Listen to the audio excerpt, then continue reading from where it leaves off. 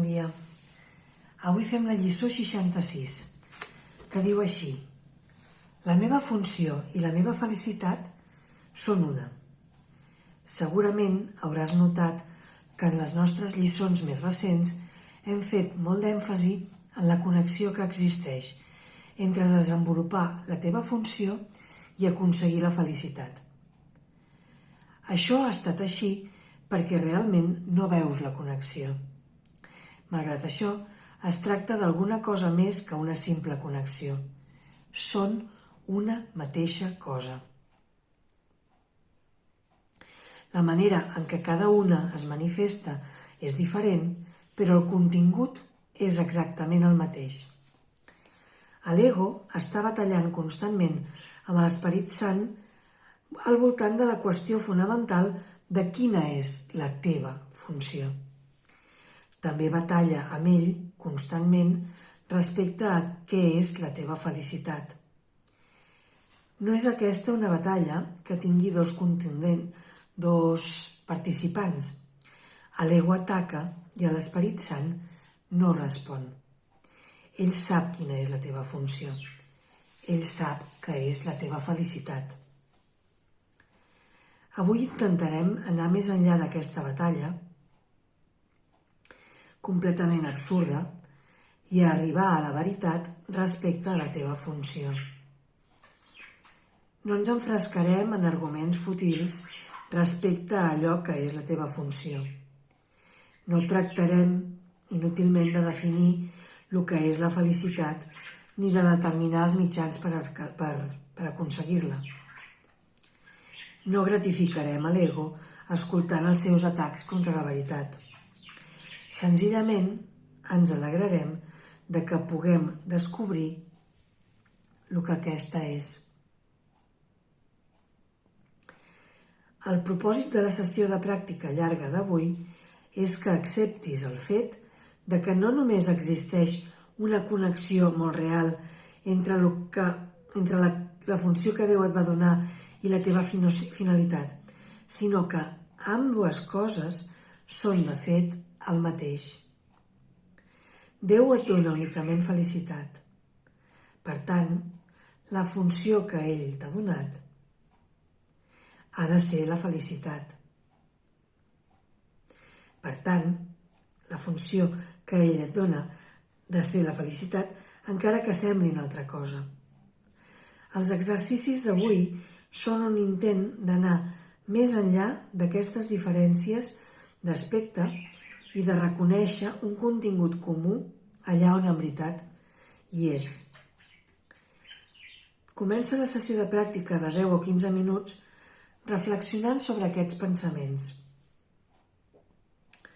Déu em dona únicament la felicitat.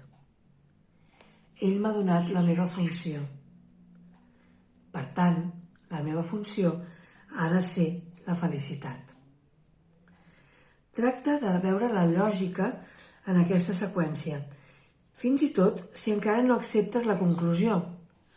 Únicament si els dos primers pensaments són erronis, podria ser falsa la conclusió. Reflexionem llavors per una estona sobre aquestes premisses segons practiquem. Déu em dona únicament felicitat i ell m'ha donat la meva funció. Per tant, la meva funció ha de ser la felicitat. La primera premissa és que Déu et dona únicament felicitat. Això, sense lloc a dubtes, podria ser fals, però perquè fos fals seria necessari definir a Déu com alguna cosa que ell no és. L'amor no pot dispensar maldat, i el que no és felicitat és maldat. Déu no pot donar el que no té, ni tenir el que no és. Si Déu no et donés únicament felicitat, certament seria malvat. I aquesta és la definició que creus a sobre d'ell si no acceptes la primera premissa. La segona premissa afirma que Déu t'ha donat la teva funció. Hem vist que la teva ment només té dos parts, Una d'elles la governa l'ego i es composa d'il·lusions. L'altra és la morada de l'Esperit Sant on hi resideix la veritat. Només pots escollir entre aquestes dues guies i els únics resultats que poden procedir de la teva elecció són la por, que l'ego sempre engendra, o l'amor, que l'Esperit Sant sempre ofereix per reemplaçar-lo. Així doncs, o bé va ser Déu qui va establir la teva funció a través de la seva veu, o bé va ser l'ego que tu vas inventar per reemplaçar-lo a ell. Quina d'aquestes possibilitats és veritat? A menys que hi hagués hagut Déu, a menys que hagués sigut Déu qui et va donar la seva funció, aquesta només podria ser un regal de l'ego. Però quins regals pot donar l'ego quan ell mateix és una il·lusió i l'únic que pot oferir són regals il·lusoris? Pensa en això durant la sessió de pràctica més llarga d'avui. Pensa així mateix en les múltiples formes que la teva il·lusòria funció ha adoptat a la teva ment i en les moltes maneres per les que, guiat per l'ego, vas tractar de trobar la salvació. La vas trobar? Et vas sentir feliç? Et van aportar pau? Avui necessitem ser molt honestos. Recorda objectivament els resultats que vas aconseguir i examina si en algun moment va ser raonable pensar que podries trobar la felicitat en qualsevol cosa que l'ego et proposés.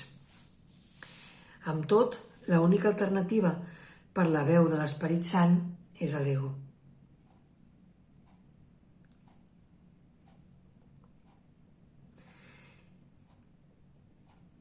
Deixaràs les teves oïdes a la bogeria o bé escoltaràs la veritat.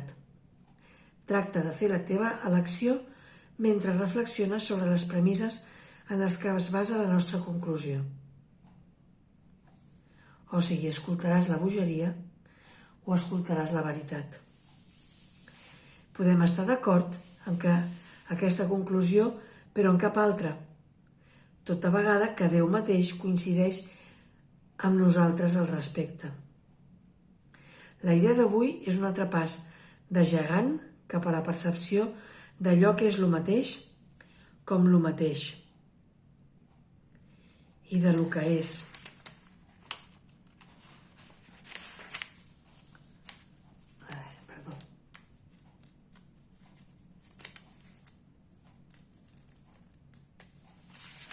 Ara no puc separar la fulla. La idea d'avui és un altre pas de gegant cap a la percepció de lo que és lo mateix com lo mateix i de lo que és diferent com diferent. A un costat estan les il·lusions, a l'altre la veritat. Tractarem avui d'adonar-nos de que només la veritat és veritat.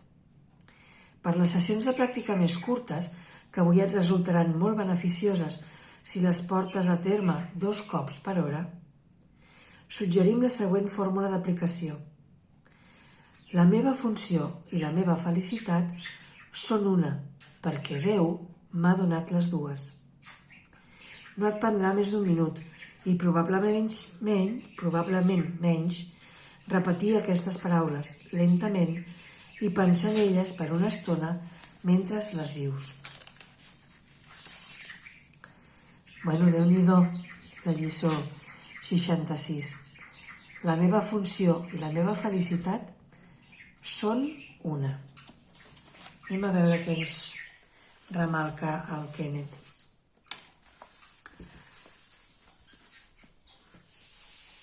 El primer que ens diu és que l'única manera en què podem ser feliços és deixar que Jesús sigui el nostre mestre.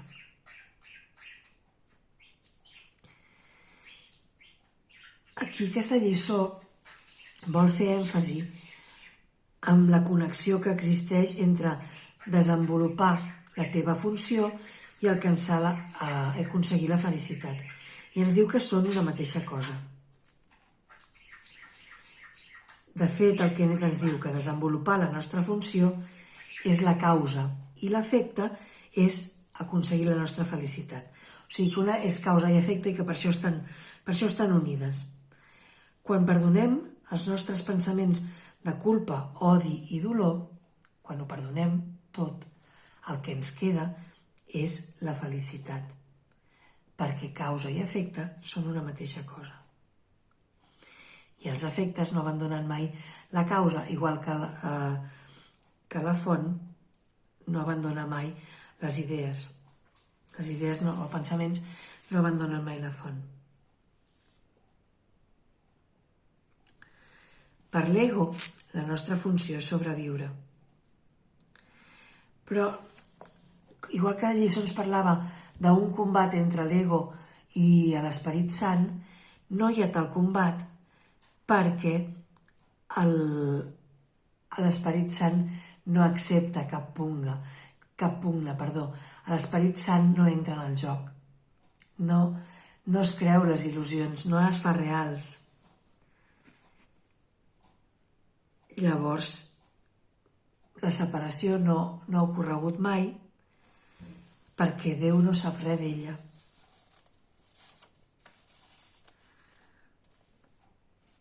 Llavors, el Kenneth també ens apunta a que confonem les nostres interpretacions amb la veritat i ens equivoquem. Però que ens equivoquem, que cometem un error, no és pecat. Els teus errors no han derrotat mai a la realitat del teu tron. De fet, l'Esperit Sant no respon perquè no hi ha res al que respondre, no? Com podria ell, que és el reflexe de la veritat a les nostres ments, respondre a una il·lusió? Per tant, combat acabat, que no ha ni començat. Doncs una cosa que m'agrada que ressalta el Kenneth també és que la manera que té el curs de miracles de desfer l'ego és fer que el mirem, fer que ens adonem de quins tipus de pensament ens venen a la ment. Per això constantment ens fa tancar els ulls, mira, examina quins pensaments venen i després desfés-los dient tal cosa o tal altra, però mira'ls, mira el que tens, mira amb què estàs enfocat, no? Mira amb quina ment t'estàs identificant, ens ve a dir. Vale? I continua dient el Kenneth, ningú pot escapar de les il·lusions a menys que les examini. Pues si no les examines, és la manera de protegir-les.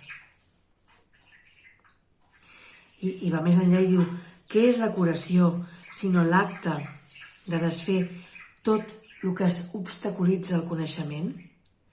I de quina altra manera pot un dissipar les il·lusions, excepte mirant-les directament i no protegint-les? Amb això és molt taxatiu el Kenneth i el curs. I diu més, el procés de perdó entranya adonar-se'n de que l'ego que pensàvem que estava allà no va tenir efecte. Si no va tenir efecte, no va poder ser una causa. I si no és causa, no existeix.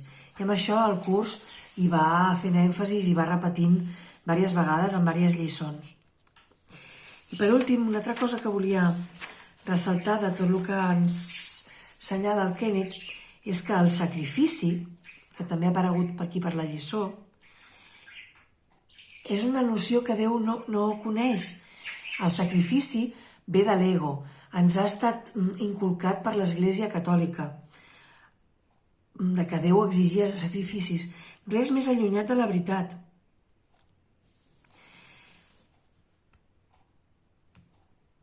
Jesús tracta de corregir-ho en aquesta lliçó. Déu no vol cap sacrifici. Déu només vol la nostra felicitat.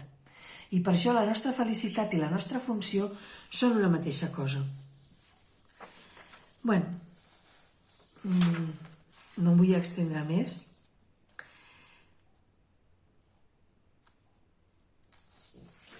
I, recordeu que avui segueix havent-hi una pràctica de 15 minuts més llarga, vale? I que amb aquesta sessió de 10-15 minuts reflexionem sobre els pensaments Déu em dona únicament felicitat, ell m'ha donat la meva funció, per tant, la meva funció ha de ser la felicitat. I després ens proposa que durant cada hora, almenys un parell de vegades, repetim la idea d'una altra manera, dient la meva funció i la meva felicitat són una, perquè Déu m'ha donat les dues. I, doncs això, que intentem fer-ho 2 vegades al mínim cada hora. I ell ens diu que si ho fem serà beneficiós per nosaltres, no?